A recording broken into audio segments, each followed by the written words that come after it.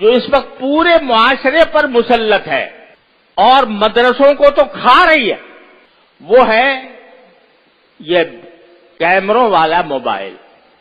یہ ایک بلا ہے، ایک مصیبت ہے، اور افسوس ہے کہ پورے معاشرے کو کھا گئی ہے۔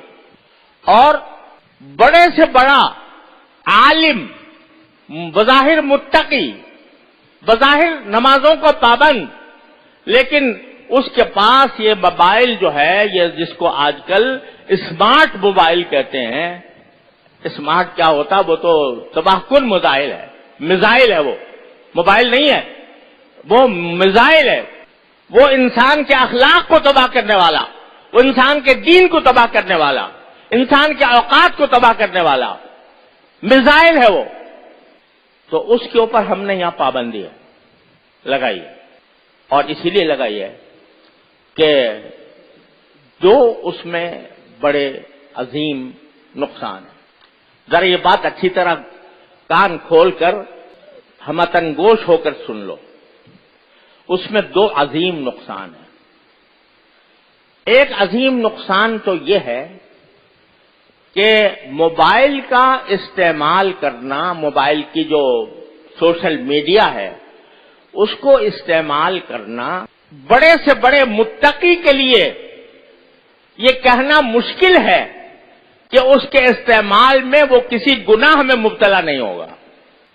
بڑے سے بڑا متقی، شیطان، حدیث میں نبی کریم صلی اللہ علیہ وسلم کا ارشاد ہے کہ شیطان جو ہے، نگاہ جو ہے وہ شیطان کے تیروں میں سے ایک اہم تیر ہے، اور قرآن کریم میں ہے کہ شیطان تمہارے رگوں میں اس طرح دوڑتا ہے جیسے کہ خون دوڑتا ہے۔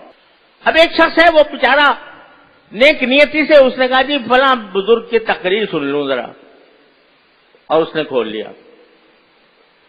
اس کے کسی اختیار کے بغیر ایسی چیزیں سامنے آ جائیں گی کہ شیطان کو ڈسنے کا فوراً موقع مل جائے گا۔ میں نہیں جانتا، لیکن بڑے سے بڑا متقی، صاحب نسبت بھی اگر وہ استعمال کرے گا تو کبھی نہ کبھی وہ گناہ میں مبتلا ہو جائے گا، اور ایک گناہ جو ہے دوسرے گناہ کو کھینچتا ہے۔ ایک چھوٹا سا گناہ ہو گیا، ایک عورت کی تصویر آ گئی، اس میں دیکھنے سے مزہ آ گیا، تو کہ یہ تو آئی گیا، ذرا اس کو اور تھوڑا سا آگے بڑھ کے دیکھ لیں۔ شیطان اس طرح انسان کو رفتہ رفتہ ایک گناہ سے دوسرے گناہ، دوسرے سے تیسرے گناہ، تیسرے سے چوتھے گناہ میں مبتلا کرتا جاتا ہے۔ تو اس لیے میں کہتا ہوں یہ میزائل ہے ہاتھوں میں، عام انسان کے لیے بھی، اور یہ اصول سارے عالم علمی دنیا میں مسلم ہے کہ دفع مضرت جلب منفعت سے مقدم ہے۔ آپ کہتے ہو کہ بھئی اس موبائل سے تو ہمیں بہت سے مواعظ سننے کو ملتے ہیں، ہمیں بزرگوں کے ہدایات اور نصیحتیں سننے کو ملتی ہیں، اس میں ہم ایسے پیغامات کا تبادلہ کرتے ہیں جو ایک دوسرے کے لیے فائدہ مند ہوتے ہیں۔ تو یہ کیا ہوئی ہے؟ یہ جلب منفعت، اور نگاہ کا بہک کر کسی غلط جگہ پر چلا جانا یہ مضرت کبریٰ ہے۔ تو دفع مضرت مقدم ہے جلب منفعت کا۔ لہذا ایک بات تو یہ ہے کہ یہ عام آدمیوں کے لیے بھی خطرناک ہے،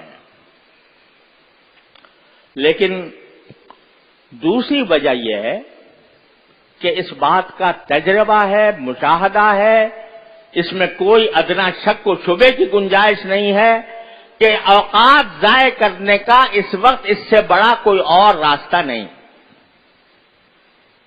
اگر طالب علم ہے تو اس کا وقت اتنا قیمتی ہے کہ اس کا ہر لمحہ طلب علم میں صرف ہونا چاہیے، مطالعے میں صرف ہونا چاہیے، تکرار میں صرف ہونا چاہیے۔